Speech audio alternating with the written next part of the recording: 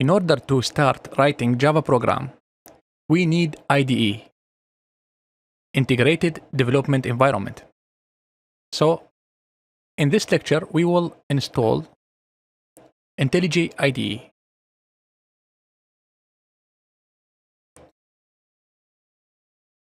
Let's write download Intellij community.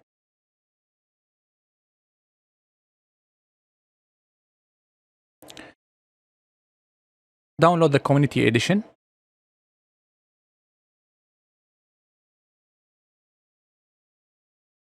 You need just to install it.